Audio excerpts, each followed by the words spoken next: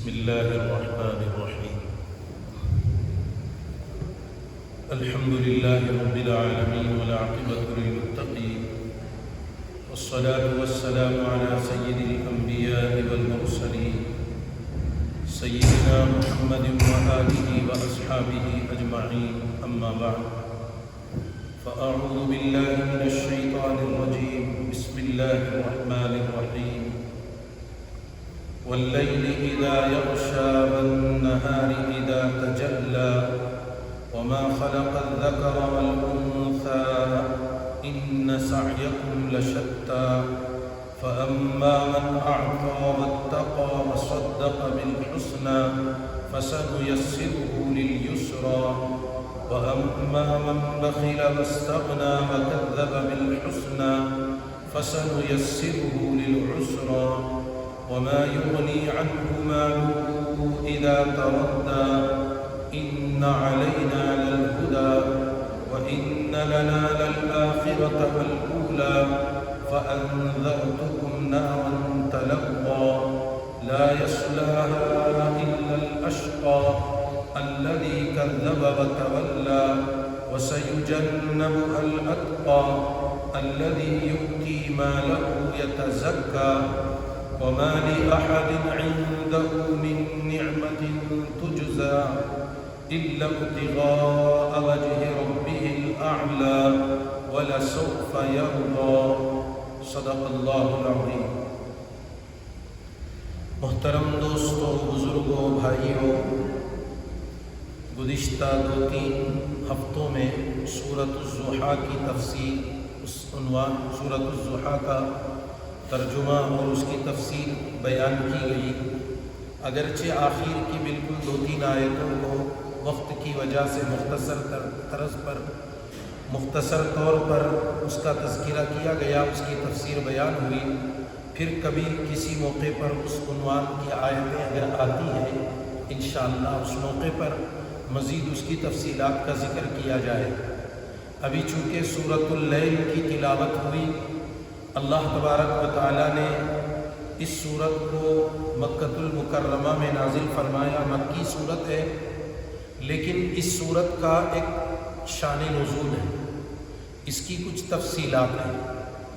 چونکہ قرآن کی آیتوں کو بعض آیتیں وہ ہوتی ہیں، بعض صورتیں وہ ہوتی ہیں جن کا شان نزول ہوتا ہے، تو ان آیتوں کے شان نزول کو سمجھنے کی ضرورت ہوتی ہے. شان نزول کے ذریعے سے یعنی ان آیتوں کو، صورتوں کو سمجھنا آسان ہو جاتا ہے. اس کے لیے ہم پہلے شان نزول کا تذکرہ کر لیتے ہیں تاکہ آگے کی آیتوں کو، اس صورت کو سمجھنا ہمارے لیے آسان ہو جائے. شان نزول یہ ہے کہ اللہ کے نبی صلی اللہ علیہ وسلم جب مکۃ المکرمہ میں ابتدائی وحی پر، نبوت کے شروعات ابتدائی دور میں آپ نے مکے کے لوگوں کو ایمان کی دعوت دی، اللہ کی طرف بلایا، توحید کا پیغام ان کو سنایا کہ اللہ ایک ہے، ان کے سوا کوئی معبود نہیں ہے، ایک اللہ کی عبادت کرنا ہماری ذمہ داری ہے. جب آپ نے یہ دعوت دی تو اللہ کے نبی علیہ السلام کو اور جو صحابہ ابتداءً ایمان لائے ان کو بہت حالات کا سامنا کرنا پڑا، بہت سی تکلیفیں اٹھانی پڑی، بہت پریشانی اٹھانی پڑی، اور بہت ان کے اوپر ظلم و ستم ڈھائے گئے، اور وہ ان تمام ظلم کو برداشت کرتے ہوئے صبر کے ساتھ جب چلے تو پھر دھیرے دھیرے اللہ تبارک و تعالیٰ نے ایمان والوں میں اضافہ کیا، یہاں تک کہ مکے کی زندگی کے بعد آگے مدنی زندگی میں ہجرت کے ذریعے سے ایمان کو اللہ نے دنیا میں پھیلایا. مگر اسی ابتدائی زمانے میں خاص کر 2 قسم کے لوگوں کا ذکر اس صورت میں اللہ نے بیان فرمایا. ایک کافروں کی مثال دی اور ایک ایمان والوں کی. کافروں میں سے خاص کر کے امیہ بن خلف کا ذکر کیا گیا. مکے کے سرداروں میں سے ایک سردار تھا، بہت بڑا مالدار تھا، اور وہ آل اولاد والا تھا. اللہ نے اس کو نرینہ لڑکے عطا فرمائے تھے، مال بھی بہت دیا تھا، اللہ نے اس کو سرداری بھی دی تھی. تو امیہ بن خلف بڑا ظالم قسم کا، بہت بڑا بخیل اور کنجوس آدمی تھا۔ مالدار تو بہت تھا، مال بہت تھا اس کے پاس، تقریباً 10 غلام تھے، ہر غلام کا ایک کاروبار اس نے لگا کر کے دے دیا، جو سارے غلام وہ کاروبار کر کے تجارت کر کے کما کر لا کر اس کو پیسے دیا کرتے۔ انہی غلاموں میں سے ایک غلام تھے حضرت سیدنا بلال رضی اللہ تعالیٰ۔ حضرت بلال رضی اللہ تعالیٰ عنہ امیہ بن خلف کے غلام تھے، وہ اس کے ہاں خدمت کرتے۔ حضرت بلال رضی اللہ تعالیٰ عنہ بھی اس کی ایک تجارت سنبھالتے تھے، لیکن حال یہ تھا کہ وہ بڑا مالدار ہونے کے باوجود بڑا بخیل تھا، کنجوس تھا۔ لوگ آ کر اس کے پاس اپنی حاجتیں ضرورتیں پیش کرتے تو ایک پیسے کی مدد کسی کی نہیں کرتا، کسی کا کوئی تعاون نہیں کرتا، کسی کا کوئی ساتھ نہیں دیتا، حتیٰ کہ بسا اوقات وہ اپنے ماتحتوں پر غلاموں پر ظلم کیا کرتا۔ تو اس زمانے میں حضرت بلال رضی اللہ تعالیٰ عنہ کو اللہ کے نبی کا ایمان والا پیغام پہنچا، توحید کی دعوت ان تک پہنچی، تو حضرت بلال رضی اللہ عنہ غلامی کے زمانے میں اللہ کے نبی کی دعوت کو قبول کر کے ایمان والے ہو گئے۔ ایمان میں جب داخل ہوئے تو دھیرے دھیرے یہ بات امیہ بن خلف تک پہنچ گئی۔ جب امیہ بن خلف کو یہ بات معلوم ہوئی تو اس نے حضرت بلال رضی اللہ تعالیٰ عنہ پر بے انتہا ظلم ڈھانا شروع کر دیا، ان کو ستاتا، ان کو مارتا۔ روایتوں میں آتا ہے، تاریخ میں عجیب باتیں لکھی گئی کہ حضرت بلال رضی اللہ تعالیٰ عنہ کو گرمی کے زمانے میں گرم ریت پر لٹایا جاتا، جسم کے کپڑے اتار اور ان کے قریب آگ جلائی جاتی، گرمی میں آگ کے ذریعے اس کی بھاپ، اس کے دھواں، اور بسا اوقات وہ دوسرے غلاموں کے ذریعے جسم میں کانٹے چبھوئے جاتے تھے، صرف اس وجہ سے کہ وہ ایک اللہ پر ایمان لائے، توحید کو قبول کر لیا، اللہ کے نبی کے پیغام کو قبول کیا، حالانکہ وہ غلامی میں ہے۔ حضرت بلال رضی اللہ عنہ برداشت کرتے تھے، صبر کرتے تھے، اور وہ توحید کو چھوڑنے کے لیے تیار نہیں تھے، حتیٰ کہ رات بھر کوڑے مارے جاتے تھے اور دن میں گرم ریت پر ان کو لٹا دیا جاتا تھا، اور وہ مدینے کے مکے کے بچوں کو، یعنی اوباش قسم کے، شریر قسم کے بچوں کو دے دیا جاتا، کبھی انہیں پیروں میں رسی باندھ کر زمین میں گھسیٹا جاتا تھا۔ ان کا کیا حال ہوتا ہوگا۔ حضرت بلال رضی اللہ تعالیٰ عنہ، ہم عام طور پر ان کی قربانی کے نام پر ان کا ذکر تو کر لیتے ہیں، مگر وہ حالات کا سامنا کرنا کوئی آسان بات نہیں تھی، چونکہ وہ ایک غلام تھے، آقا کے ماتحت تھے، اب آقا جو چاہے ان کے ساتھ ظلم و زیادتیاں کرتا تھا۔ یہ بات، یہ معاملہ، یہ واقعہ مکے میں مشہور تھا۔ ظاہر سی بات ہے، ایک چھوٹا سا گاؤں تھا، اس گاؤں میں اگر کوئی ایسا حادثہ ہوتا ہے لوگوں میں تو مشہور ہو جاتا، معلوم ہو جاتا ہے۔ حضرت ابوبکر صدیق رضی اللہ تعالیٰ عنہ کو جب معلوم ہوا، وہ دیکھتے تھے، اللہ نے حضرت ابوبکر صدیق رضی اللہ تعالیٰ عنہ کو ایمان والوں کی جانب سے بطور مثال کے اس صورت میں پیش کیا ہے۔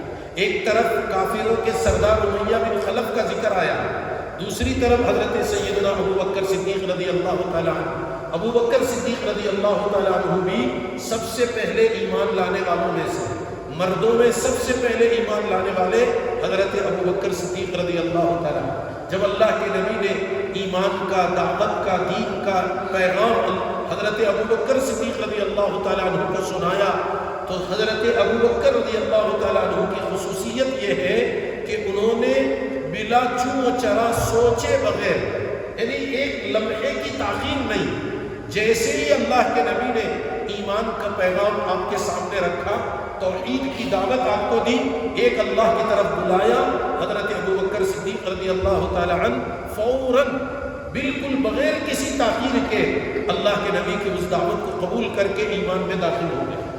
اور اللہ نے، آپ بھی بڑے تاجر تھے، آپ کو بھی اللہ نے بہت مال دیا تھا۔ ادھر امیہ بن خلف کا معاملہ وہ حال وہ تھا، ادھر ابوبکر صدیق رضی اللہ تعالیٰ عنہ کو اللہ نے مال دیا، آپ کی بھی بڑی بڑی تجارتیں تھیں، آپ کے پاس بھی ماتحت میں غلام کام کرنے والے تھے، اور ان کے پاس یہ غلام تھا نستاس جس کا نام، وہ بڑا ذہین تھا، بڑا چالاک تھا، وہ ایک غلام تھا، مگر حضرت ابوبکر صدیق رضی اللہ تعالیٰ عنہ کی بڑی تجارت کو سنبھالتا تھا، اس کے ذریعے خوب کاروبار ہوتا تھا، اور اللہ نے آپ کو ایمان کی دولت سے نوازا ہے اور آپ بہت نرم مزاج، اچھی طبیعت کے آدمی اور لوگوں کی مدد کرنے والے، کوئی بھی ضرورت مند آتا تو اس کی مدد کرتے تھے، ہر پریشان حال کی مدد کرتے تھے۔ حضرت ابوبکر صدیق رضی اللہ تعالی عنہ ایمان والوں کی جانب سے ادھر امیہ بن خلف کے پاس ایک مرتبہ پہنچے اور اس سے کہا کہ بھائی یہ تجھے اللہ نے یہ غلام اتنی نعمتوں سے تجھے نوازا ہے، تو ان پر ظلم کیوں کرتا ہے، ان کو اتنا مارتا کیوں ہے؟ خاص کر حضرت بلال رضی اللہ تعالیٰ عنہ کے بارے میں حضرت ابوبکر صدیق رضی اللہ تعالیٰ عنہ نے اس سے بات کی، چونکہ دیکھیے بولنا سننا، بولتے سنتے ہوئے ہماری کیا کیفیت ہوتی ہے، لیکن جن پر گزر رہی ہوگی ان کا کیا حال ہوگا۔ معمولی بات ہے جسم کے کپڑے اتروا کر سخت گرمی میں کانٹوں سے چبھوئے جائیں یا پتھریلی زمین پہ گھسیٹا جائے یا ان کو گرم مٹی پہ لٹایا جائے، اوپر سے پتھر کی چٹانیں رکھی جائے اور پھر رات بھر کوڑے مارے جائے اور ان سے ایمان سے ہٹنے کی بات کریں اور وہ جواب میں کہتے احد احد احد احد، اللہ ایک ہے، ایک اللہ پر میں ایمان لایا ہوں، بس اب اسی کی بات مانوں گا، اب ایمان کو چھوڑنا نہیں ہے، ایمان سے ہٹنا نہیں ہے۔ تو یہ حالات ابوبکر صدیق رضی اللہ تعالیٰ عنہ کے دل کو بہت جھنجھوڑ دیے۔ انہوں نے کہا کسی طرح بلال کا کچھ مسئلہ حل کرنا ہے، تو وہ امیہ بن خلف کے پاس گئے اور اس سے بات کی، دیکھ تو یہ جو زیادتی کر رہا، کل قیامت میں اللہ کے ہاں تجھے اس کا جواب دینا پڑے گا، ایک غلام پر اتنی ظلم اور زیادتیاں کر رہا، اس کا بدلہ تجھے اللہ کے ہاں دینا پڑے گا، مرنے کے بعد ایک زندگی آنے والی ہے، اس زندگی میں ہماری دنیا کی زندگی کا حساب و کتاب ہونے والا ہے، یہاں ہم جو اچھا کریں گے وہاں اس کا بدلہ اچھا ملے گا، اگر یہاں ہم برا کریں گے وہاں کل ہمارے لیے بھی برا بدلہ اس کا ملنے والا ہے۔ تو اس نے امیہ بن خلف نے حضرت ابوبکر صدیق رضی اللہ تعالیٰ عنہ کا مذاق اڑایا، ان کی بات ماننے کو وہ تیار نہیں، اس نے کہا میں وہ سب چیزوں کو مانتا نہیں، مرنے کے بعد کیا ہونے والا کیا نہیں ہونے والا، مجھے تو یہاں میرے پاس جنت ہے، میرے پاس یہاں خوب دولت ہے، میرے پاس مال ہے، میری سہولتیں ہیں، اب یہاں میرے پاس سارے انتظامات ہیں، اب ان تمام چیزوں کے ہوتے ہوئے مجھے آئندہ کسی جنت کی ضرورت نہیں ہے، نعوذ باللہ۔ اس طرح کی باتیں کر کے حضرت ابوبکر صدیق رضی اللہ تعالیٰ عنہ کو جواب دیا۔ ابوبکر صدیق رضی اللہ تعالیٰ عنہ نے فرمایا کہ دیکھ پھر بھی تو سمجھ بات کو، کسی کے ساتھ برا کرنا، ظلم کرنا، مارنا، پیٹنا، تکلیف دینا یہ اچھی بات نہیں ہے، یہ انسانیت کے خلاف ہے۔ حالانکہ یہ دور جاہلیت سے ان کے درمیان میں وہ چیزیں تھی، دل سخت تھے، ایمان بھی نہیں قبول کیا، کم سے کم ایمان کی دولت ہوتی تو کچھ نہ کچھ طبیعت میں مزاج میں نرمی پیدا ہوتی، لیکن اس نے اس کو بھی نہیں مانا۔ لیکن ہوا یہ ابوبکر صدیق رضی اللہ عنہ نے جب اصرار کیا تو امیہ بن خلف کی زبان سے نکلا اگر اتنی محبت ہے، اتنا خیال کرنے کا ہے تو بلال کو تم خرید لو۔ امیہ بن خلف نے حالانکہ وہ ایک جوش میں، ایک ایرے میں، ایک اس میں اس نے کہہ دیا کہ تم بلال کو خرید لو۔ ابوبکر صدیق رضی اللہ تعالیٰ عنہ نے فرمایا کہ اس کی قیمت کیا ہے، کتنے میں بیچو گے؟ اس نے کہا تمہارا جو نستاس غلام ہے مجھے وہ دینا پڑے گا، اور اس کے اوپر پھر ایک بڑی رقم اس نے طے کی۔ حضرت مفتی تقی عثمانی صاحب دامت برکاتہ نے فرمایا تقریباً 6000 دینار یا ایسا کچھ رقم اس نے طے کی، حالانکہ غلام کے بدلے غلام لے رہا، اور وہ بھی کیسا غلام، بہت ذہین، چالاک، زبردست تجارتی مزاج والا غلام، وہی کافی تھا، لیکن پھر اس پر اس نے قیمت لگائی۔ وجہ یہ تھی کہ ابوبکر کہاں دیں گے وہ، چونکہ کوئی بھی آدمی اپنے مال میں سے یا اپنے غلاموں میں سے جو بہت زیادہ چالاک ہوتا ہے، ذہین ہوتا ہے، ایسے غلاموں کو وہ کیسے دے دیتے؟ کہاں سے کوئی آدمی دیتا ہے؟ کون راضی ہوتا ہے اس پر؟ تو اس کے لیے اس نے یہ سوچا کہ ابوبکر صدیق رضی اللہ تعالیٰ عنہ نہیں دیں گے، اور دوسری بات اس کے ذہن میں یہ تھا کہ یہ ایک تو وہ غلام نہیں دیں گے، دوسرا غلام دینے راضی بھی اگر ہو گئے، اوپر اتنی بڑی رقم بتائی جا رہی، وہ رقم کہاں سے لا کر کے کیسے دیں گے وہ؟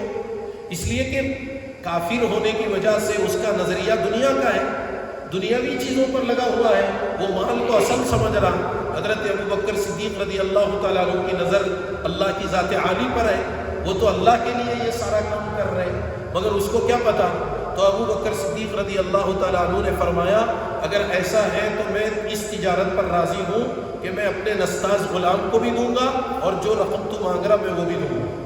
اس نے کہا کہ ابو بکر یہ کیا، یعنی وہ یہ سمجھ رہا تھا کہ یہ نہیں ہونے والی بات ہے، پھر بھی اس نے حضرت ابو بکر صدیق رضی اللہ تعالیٰ عنہ سے کہا کہ لاؤ۔ وہ یہ سوچا کہ یہ لوگ چپ کے بول رہے، چپ کے قبول کر رہے، شاید صحیح لا کر کے نہیں دیں گے۔ ہوا یہ کہ ابو بکر صدیق رضی اللہ عنہ نے اپنے غلام نستاس کو ان کے حوالے کر دیا اور پھر جو رقم اس نے مانگا وہ رقم دے دی۔ حضرت بلال رضی اللہ تعالیٰ عنہ کا ہاتھ پکڑ کر کے چلنے لگے۔ امیہ بن خلف نے لوگوں سے کہا یہ کیسا پاگل اور دیوانہ آدمی، حضرت ابو بکر صدیق رضی اللہ عنہ کے بارے میں کہنے لگا کہ کیسے دیوانہ ہے، اتنا قیمتی غلام اور اتنی بڑی رقم دے کر ایک بدھو کو معمولی بے وقت، نعوذ باللہ، حضرت بلال کو وہ معمولی اور بے وقوف قسم کا آدمی سمجھتا تھا، چونکہ ویسے وہ حبشہ کے رہنے والے تھے، کالے کلوٹے تھے اور ایک معمولی درجے کے انسان تھے، تو اس نے سمجھا کہ دیکھو کیسے ایک بدھو کو لے کر کے جا رہا، اتنے ذہین اور چالاک غلام کو دیکھا۔ حضرت ابو بکر صدیق رضی اللہ عنہ کے خلاف باتیں کرنے لگا۔ حضرت ابو بکر صدیق رضی اللہ عنہ اپنے دل میں سمجھ رہے تھے کہ تجھے اس کی قیمت کا کیا پتہ ہے، یہ بلال کون ہے، کیا ہے، آگے اللہ ان سے کیا کام لینے والے ہیں، کتنی بڑی ایمان کی دولت ان کے پاس ہے۔ چنانچہ ابو بکر صدیق رضی اللہ عنہ اس کا کوئی جواب نہیں دیے، مگر اندر اندر وہ بھی سمجھ رہے تھے، وہ بھی سمجھدار تھے۔ ایسا نہیں کہ نعوذ باللہ اس کے کہنے کے مطابق وہ بے وقوف ہو یا مجنون ہو، دیوانے ہو، پاگل ہو، ایسا نہیں تھا، سمجھدار تھے۔ وہ چاہتے تھے کہ حضرت بلال رضی اللہ عنہ کو آزاد کرانا چاہتے تھے تاکہ کتنی بھی قیمت اس کی لگے۔ ظاہر سی بات ہے جو سزائیں ان کے بارے میں حدیثوں میں حضرت شیخ نے فضائل اعمال میں بھی صحابہ کی قربانیوں کے واقعات میں حضرت بلال رضی اللہ تعالیٰ عنہ کی قربانیوں کا تذکرہ کیا ہے، سنتے ہوئے رونگٹے کھڑے ہو جاتے ہیں۔ ظاہر سی بات ہے اتنی بڑی مصیبت سے آزادی دلانے کے لیے ضرورت پڑتی ہے تو بڑی رقم خرچ کرنا پڑتا ہے، لیکن یہ کام جو کر رہے تھے حضرت ابو بکر صدیق رضی اللہ عنہ کے سامنے اپنی آخرت کا فکر تھا، اپنے مرنے کے بعد والی زندگی کا خیال تھا۔ اللہ کے نبی نے جو ایمان اور توحید کی دعوت کے ذریعے ان کو جو آخرت کی فکر دلائی تھی کہ آخرت میں اس کا بدل ملنے والا ہے، یہ جو کام حضرت ابو بکر صدیق رضی اللہ تعالیٰ عنہ نے کیا صرف اور صرف اللہ کی رضامندی کے لیے کیا، اللہ کو راضی کرنے کے لیے۔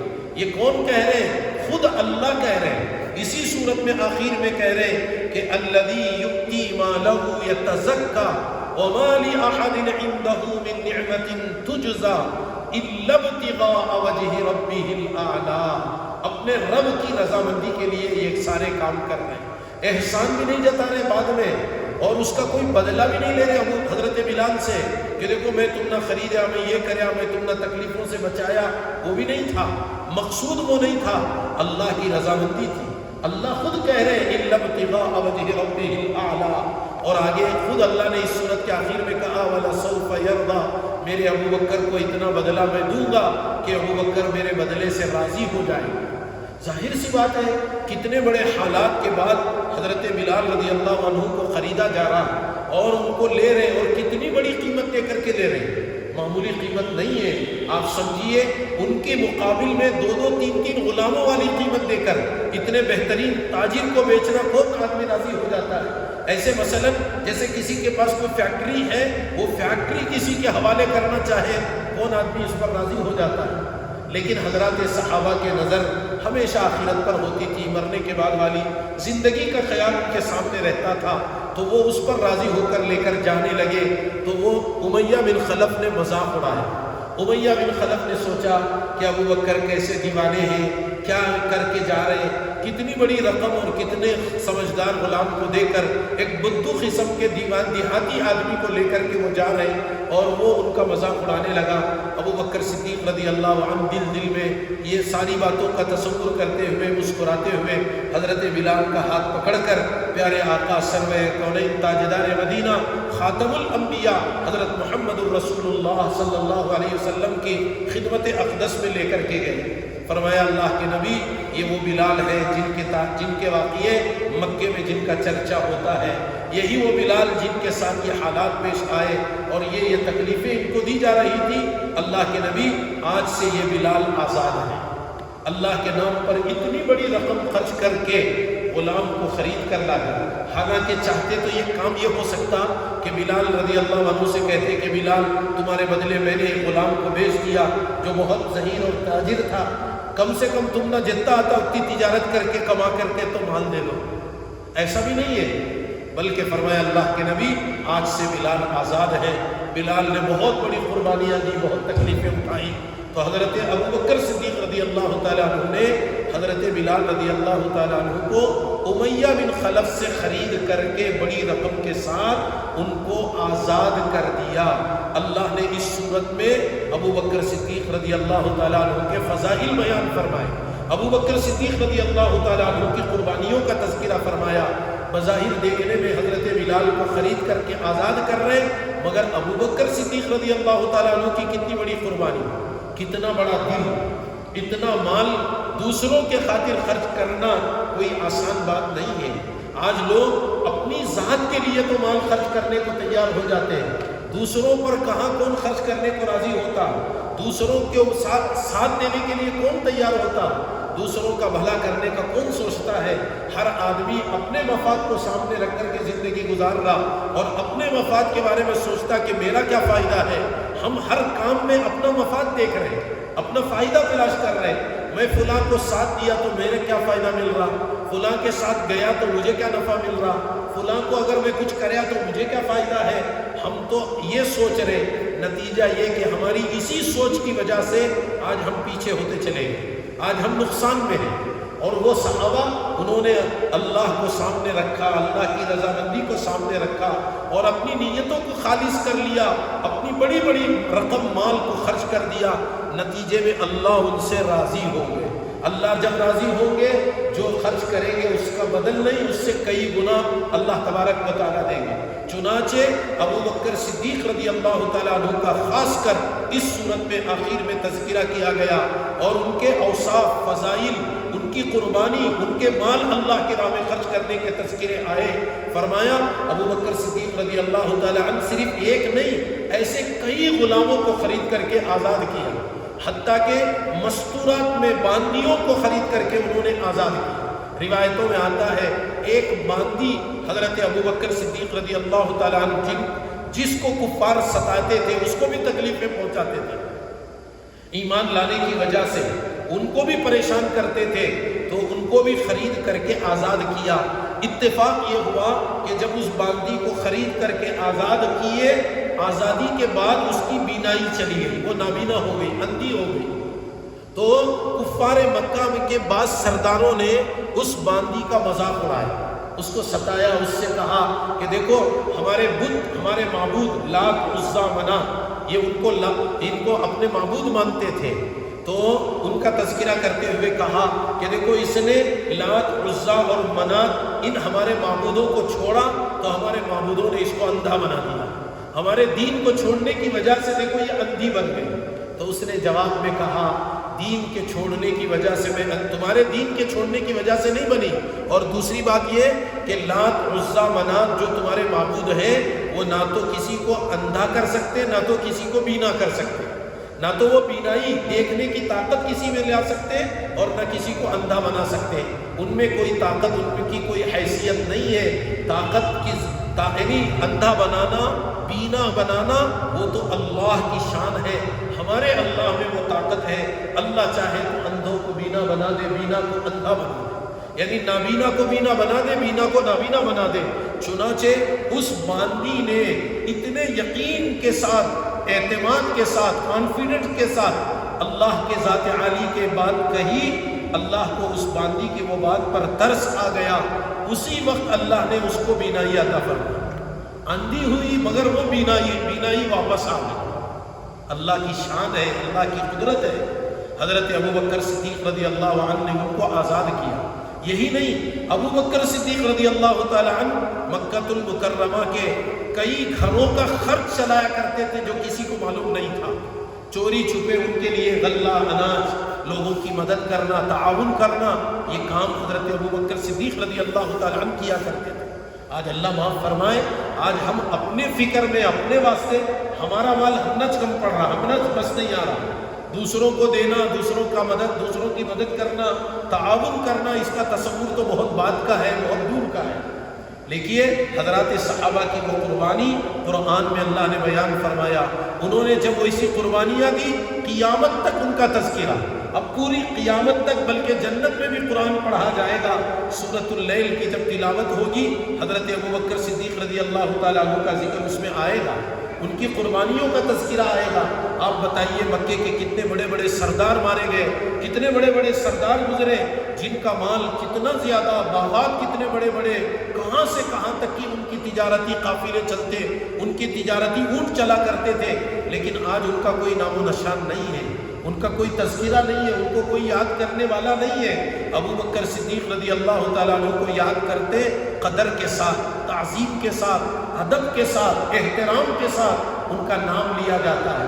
ہم مسلمان ہیں، ہم ابوبکر صدیق رضی اللہ تعالیٰ عنہ کا ذکر کرتے، ہمارے اندر ایک قسم کی خوشی محسوس ہوتی ہے کہ اللہ نے ایمان والوں میں کیسے کیسے افراد پیدا کیے، کیسے کیسے لوگ ہمارے اکابر میں، ہمارے بڑوں میں، حضرات صحابہ میں کیسے گزرے ہیں، جن کا ذکر اللہ نے قرآن میں اپنے کلام مجید میں فرمایا۔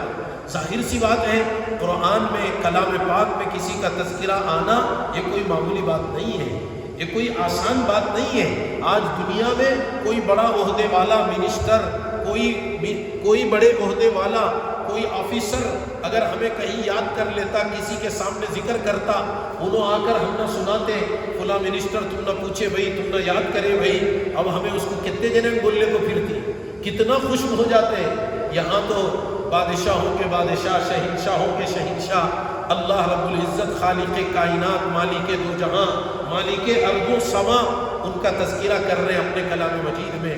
حضرت ابوبکر، یہ وہ ابوبکر صدیق رضی اللہ عنہ ہیں جنہوں نے بڑی بڑی رقمیں دے کر غلاموں کو آزاد کروا کر ان کو راحت کی سانس لینے کا ایک موقع عطا فرمایا، تو اللہ نے اس کا تذکرہ اس صورت میں کیا۔ تو ادھر حضرت بلال رضی اللہ عنہ اللہ کے نبی کی صحبت میں رہے، ایسے اللہ کے نبی سے لگے کہ آپ اللہ کے نبی کی صحبت سے ہٹتے نہیں تھے، چھوڑ کر کے جانے کو تیار نہیں۔ ہر جگہ سفر میں، حضر میں، ہر جگہ اللہ کے نبی کے ساتھ حضرت بلال رضی اللہ عنہ رہتے تھے، یہاں تک کہ ہجرت کر کے مدینہ منورہ آئے۔ مدینہ منورہ میں مسجد کا قیام جب ہوا ہے، مدینہ منورہ مسجد نبوی کا جب قیام عمل میں آیا، اس کی اذان کی ذمہ داری حضرت سیدنا بلال رضی اللہ تعالیٰ عنہ کے ذمے میں ہوئی۔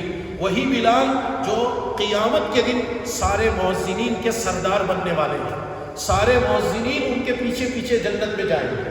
حضرت بلال، اسی لیے یہاں تک فرمایا گیا کہ جو مؤذن خدمت اذان دینے والے ہوتے ہیں، اللہ ان کی گردن دیگر لوگوں سے اونچی کریں گے، لوگوں کو وہاں پتہ چلے گا کہ یہ دنیا میں اذان دینے والے لوگ تھے، اللہ کا نعرہ بلند کرنے والے تھے۔ اللہ معاف فرمائے، آج ہم مؤذن کی، اذان دینے والے کی خدمت کو معمولی سمجھ رہے ہیں، انہوں کیا جی، انہوں مؤذن صاحب ہیں، ان کو کیا جی آتا ہے، ان کو کیا ہوتا، ہم یہ سمجھ رہے، لیکن حقیقی بات یہ ہے کہ کتنا بڑا عہدہ، کتنا بڑا مقام اور مرتبہ ہے کہ حدیثوں میں فضائل بتائے گئے۔ کوئی اللہ کا بندہ اگر 7 سال، 9 سال، 11 سال، الگ الگ روایتوں کے ذریعے بتایا گیا، مسلسل اذان کی خدمت انجام دیتا رہا، اللہ اس کے بدلے اس کو جنت عطا فرماتے ہیں۔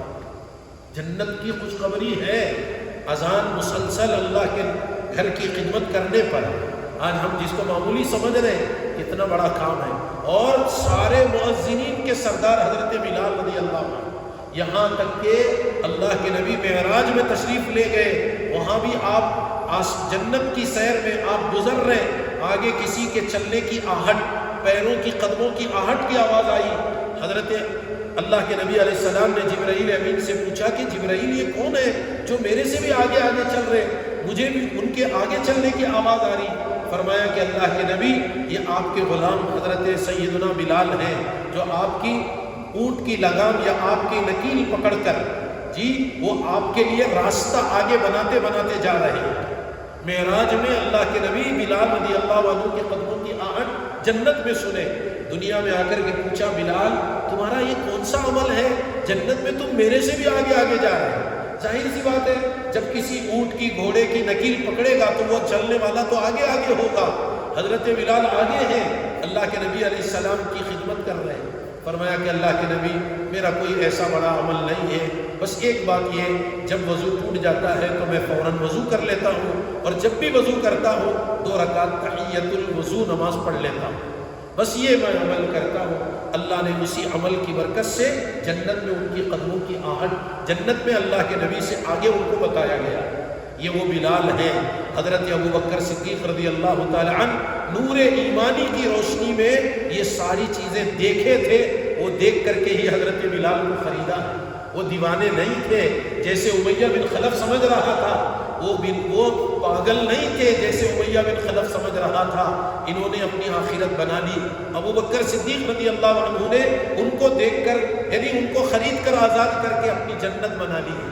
ظاہر سی بات ہے، جس غلام کو خرید کر آزاد کیا وہ جنت کے مؤذنین کے سردار بنیں گے، ان کو خرید کے آزاد کرنے والے کہاں رہیں گے؟ آپ سوچئے ان کا مقام اور مرتبہ کیا ہوگا۔ حضرت بلال کے پر احسان ہو گیا ان کا، تو وہ ان سے بھی آگے ہو جائے گا۔ جی حضرت ابوبکر صدیق رضی اللہ تعالیٰ عنہ کی وہ ذات گرامی جن کا تذکرہ یہ امیہ بن خلف کا اور حضرت ابوبکر صدیق رضی اللہ عنہ، ان دونوں کا ذکر اس صورت میں آگے کی آیتوں میں کیا گیا۔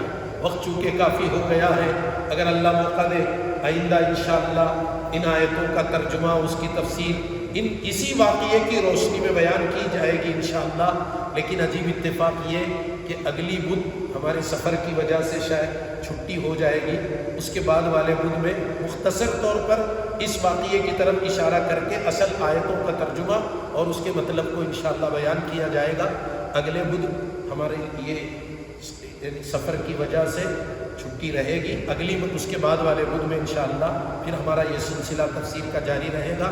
اللہ سے دعا کریں کہ اللہ تعالیٰ ہم سب کو صحیح معنوں میں قرآن مجید کی ان باتوں کو، تفسیر کو، ان واقعات کو سمجھ کر اپنی زندگیوں میں خیر اور بھلائی کے کاموں کو وجود میں لانے کی اللہ ہم سب کو توفیق عطا فرمائے۔ صحابہ کے ان واقعات کو سن کر، دیکھ کر، پڑھ کر اللہ ہماری زندگیوں میں بھی یہ اوصاف، یہ صفات ہمیں بھی پیدا کرنے کی اللہ ہمیں توفیق عطا فرمائے۔ ہمیں بھی اپنی آخرت کا فکر اللہ نصیب فرمائے، ہمیں اپنی آخرت کی تیاری کی اللہ ہم سب کو توفیق عطا فرمائے۔ آمین۔ وآخر دعوانا الحمد للہ رب العالمین۔